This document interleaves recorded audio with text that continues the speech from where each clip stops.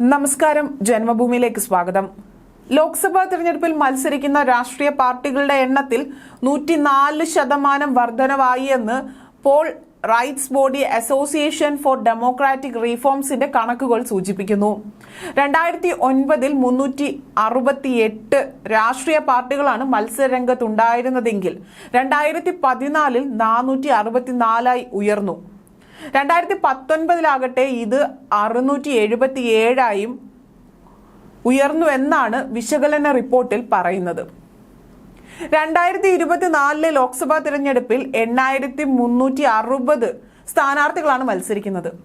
ഇതിൽ 1333 പേർ ദേശീയ പാർട്ടികളിൽ നിന്നും 532 പേർ സംസ്ഥാന പാർട്ടികളിൽ നിന്നും 2580 പേർ രജിസ്റ്റർ ചെയ്ത അംഗീകാരമില്ലാത്ത പാർട്ടികളിൽ നിന്നും 3915 പേർ സ്വതന്ത്ര സ്ഥാനാർത്ഥികളുമാണ്. വനിതാ സ്ഥാനാർത്ഥികളുടെ എണ്ണത്തിലും വർധനവുണ്ടായതായി റിപ്പോർട്ടുകളിൽ പറയുന്നുണ്ട്. 2009 ആകെ 7% മാത്രമായിരുന്നു ലോക്സഭാ തെരഞ്ഞെടുപ്പിലെ സ്ത്രീ പങ്കാളിത്തമെങ്കിൽ 2024 എത്തുമ്പോൾ ഇത് 9.6% ഉയർന്നിരിക്കുന്നു.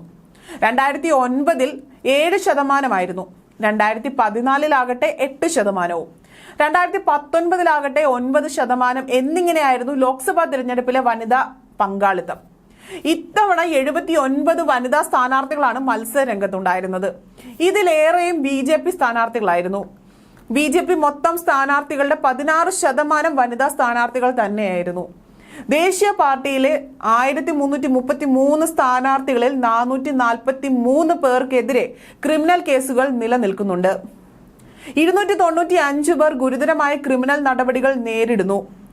സംസ്ഥാന പാർട്ടിയുടെ 532 സ്ഥാനാർത്ഥികളിൽ 249 പേർക്കെതിരെ ക്രിമിനൽ കേസുകളും 169 പേർ ഗുരുതര നടപടികളും നേരിടുന്നുവെന്ന് റിപ്പോർട്ടിൽ പറയുന്നു. സ്ഥാനാർത്ഥികളുടെ സാമ്പത്തിക ആസ്തിയും ADR പുറത്തുവിട്ടിട്ടുണ്ട്. 8337 സ്ഥാനാർത്ഥികളിൽ 2572 പേരും കോടീശ്വരന്മാരാണ്. ദേശീയ പാർട്ടി സ്ഥാനാർത്ഥികളിൽ 906 പേരും സംസ്ഥാന പാർട്ടി സ്ഥാനാർത്ഥികളിൽ 421 പേരും സ്വതന്ത്ര സ്ഥാനാർത്ഥികളിൽ 673 പേരും കോടിപതികളാണ്. സ്ഥാനാർത്ഥികളുടെ സാമ്പത്തിക ആസ്തിയും ADR പുറത്തുവിട്ടിട്ടുണ്ട്. 8337 സ്ഥാനാർത്ഥികളിൽ 2572 പേരും കോടീശ്വരന്മാരാണ്. ദേശീയ പാർട്ടി സ്ഥാനാർത്ഥികളിൽ 906 പേരും സംസ്ഥാന പാർട്ടി സ്ഥാനാർത്ഥികളിൽ 421 പേരും സ്വതന്ത്ര സ്ഥാനാർത്ഥികളിൽ 673 പേരും കോടിപതികളാണെന്നാണ് റിപ്പോർട്ടിൽ സൂചിപ്പിക്കുന്നത്.